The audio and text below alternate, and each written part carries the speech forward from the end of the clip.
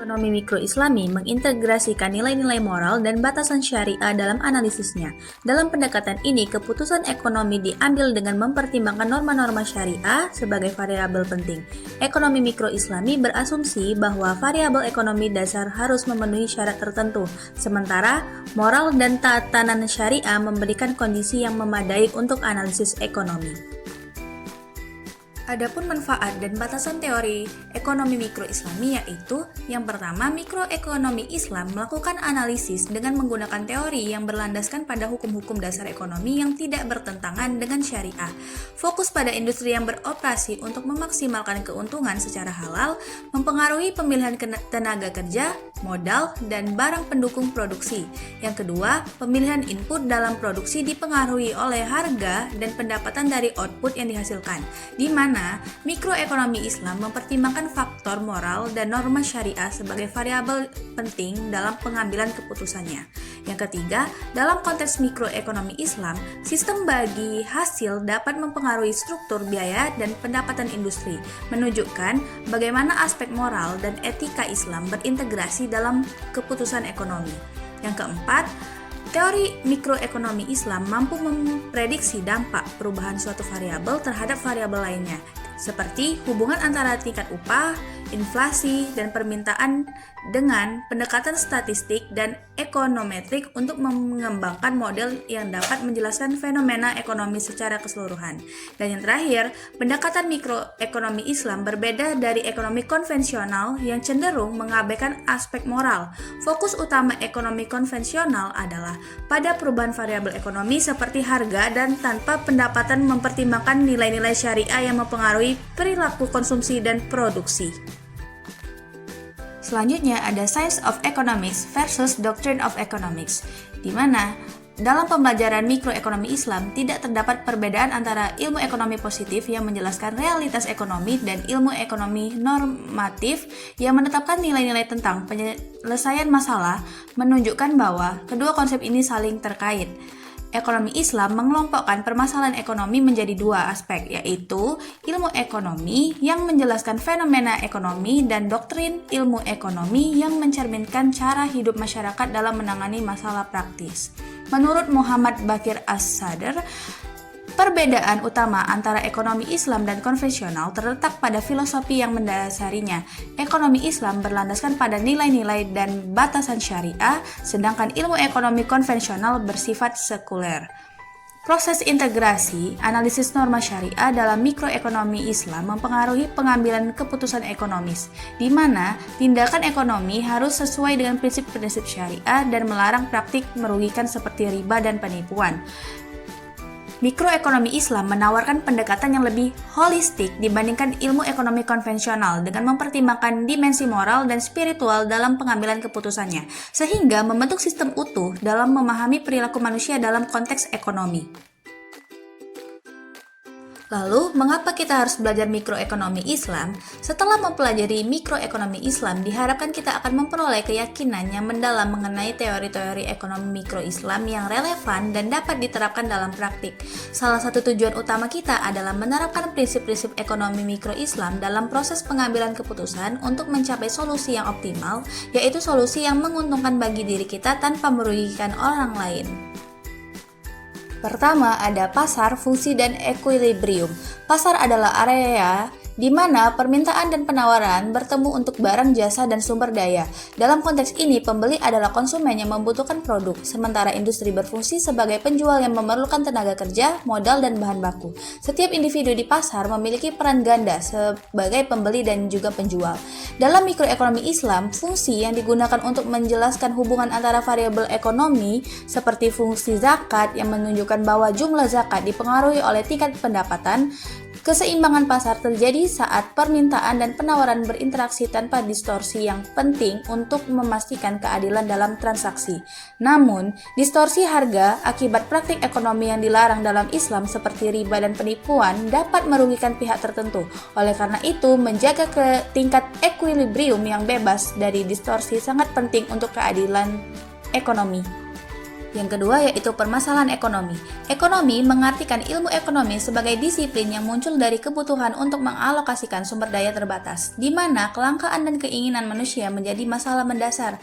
Dalam pandangan ekonomi Islam, beberapa ekonom berargumen bahwa masalah ini tidak linier, di mana Bakik Al-Sadr menyatakan bahwa sumber daya sebenarnya berlimpah dan konsumsi berhenti ketika kepuasan menurun. Ia menekankan perlunya mekanisme tambahan untuk distribusi yang adil seperti kewajiban zakat. Sebagian besar ekonom muslim termasuk Islamic Development Bank atau IDB tetap mengakui kelangkaan sumber daya sebagai masalah utama. Tetapi tekanan optimalisasi penggunaan sumber daya sesuai prinsip syariah. Meskipun ada kesamaan dalam pengakuan terhadap kelangkaan, pendekatan solusi ekonomi Islam berbeda dengan ekonomi konvensional yang lebih fokus pada mekanisme pasar untuk efisiensi. Ekonomi Islam menekankan keadilan sosial dan tanggung jawab moral dalam pengelolaan sumber dayanya.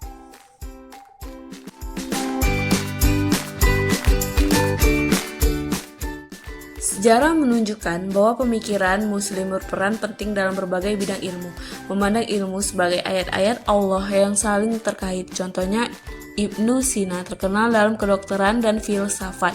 Al-Ghazali membahas fikih hingga ekonomi, dan Ibnu Khaldun mengkaji sejarah serta sosiologi.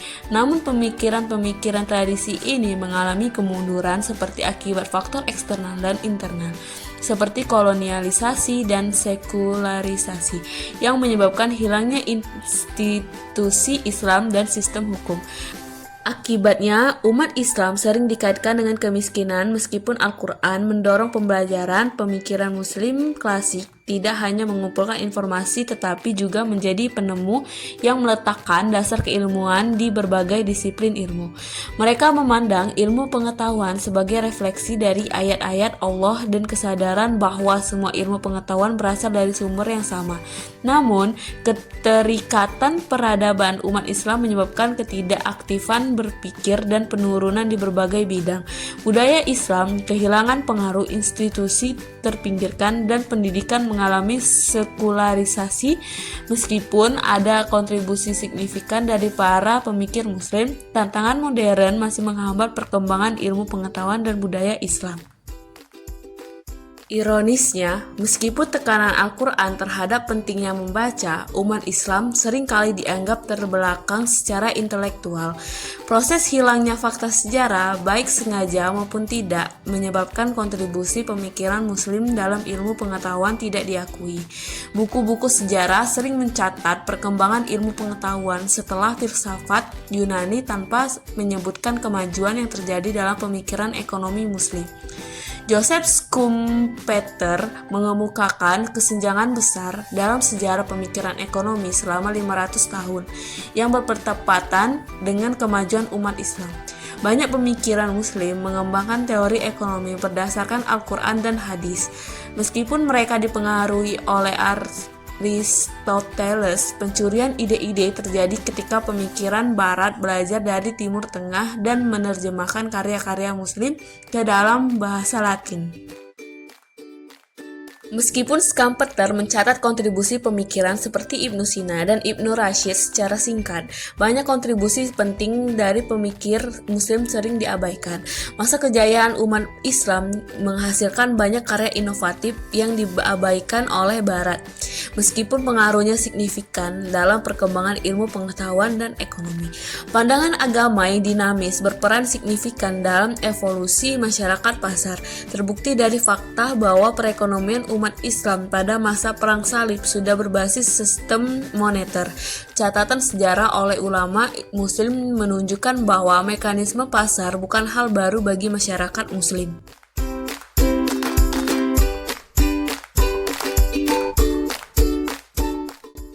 Mekanisme pasar, di mana objek utama dalam ilmu ekonomi mencakup konsumen, produsen, dan pemerintah yang berinteraksi melalui mekanisme pasar seperti pasar tenaga kerja, barang, dan juga modal.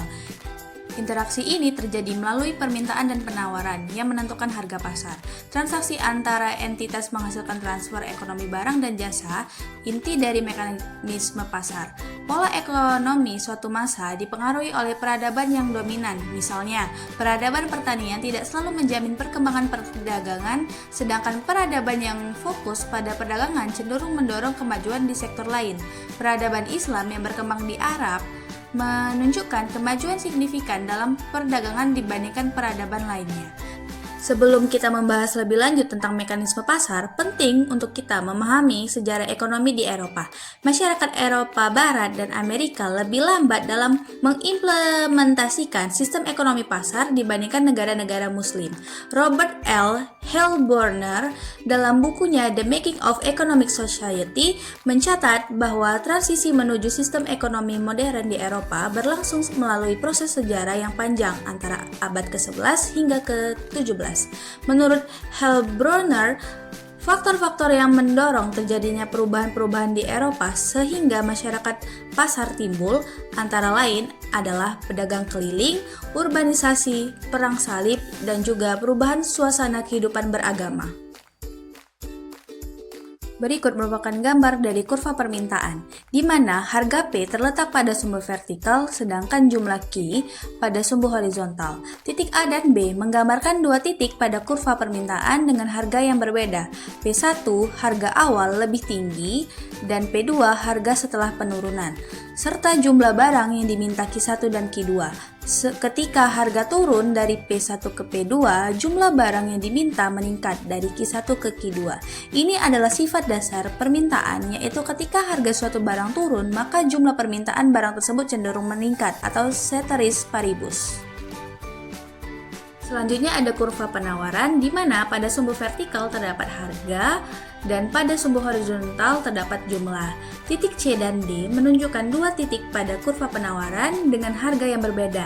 P3 yaitu harga yang lebih tinggi dan P4 harganya yang lebih rendah. Titik ini menunjukkan perubahan jumlah barang yang ditawarkan ketika terjadi perubahan harga. Ketika harga naik dari P4 ke P3, jumlah barang yang ditawarkan meningkat dari Q4 ke Q3. Hal ini mencerminkan hukum penawaran, yaitu ketika harga suatu barang meningkat, para produsen terdorong untuk menawarkan lebih banyak barang. Al-Ghazali, keseimbangan penawaran dan permintaan. Al-Ghazali menjelaskan bahwa aktivitas perdagangan dan kemunculan pasar dipengaruhi oleh kekuatan permintaan dan penawaran, serta merupakan bagian dari keteraturan alami, di mana individu saling memenuhi kebutuhan. Ketidaksesuaian antara kebutuhan dan penawaran mendorong terciptanya tempat penyimpanan barang yang menjadi pasar. Ia menyoroti pentingnya keuntungan sebagai motivasi dalam perdagangan dan peran pemerintah dalam menjaga keamanan jalur perdagangan. Meski tidak menggunakan terminologi modern, Al-Ghazali memahami hubungan antara harga dan kuantitas, mengamati bahwa harga dapat turun dengan mengurangi permintaan dan bahwa pengurangan margin keuntungan dapat meningkatkan volume penjualan. Ia juga mencatat bahwa produk makanan memiliki permintaan yang tidak elastis, sehingga harga perlu dijaga agar tidak terlalu tinggi untuk menghindari eksploitasi. Secara keseluruhan, Al-Ghazali menyadari bahwa keuntungan adalah pengembalian atas risiko dan usaha pedagang, menunjukkan bahwa konsep-konsep yang ia kemukakan tetap relevan dalam analisis ekonomi saat ini. Pernyataan Al-Ghazali, kurva permintaan memiliki kemiringan negatif, menunjukkan bahwa saat harga turun, jumlah barang yang diminta meningkat. Sebaliknya, saat harga naik, jumlah permintaan cenderung menurun. Kurva penawaran atau supply memiliki kemiringan positif, menunjukkan bahwa ketika harga naik, jumlah barang yang ditawarkan akan meningkat, dan ketika harga turun, jumlah penawaran akan menurun. Titik keseimbangan atau equilibrium price di Q aksen dan P aksen. Di titik ini, jumlah barang yang diminta konsumen setara dengan jumlah barang yang ditawarkan produsen, menciptakan keseimbangan di pasar. Ini adalah harga dan kuantitas yang disepakati tanpa ada kekurangan atau kelebihan. Dalam pandangan Al-Ghazali, aktivitas ekonomi harus didasarkan pada prinsip keadilan, kesejahteraan masyarakat, dan moralitas yang tinggi.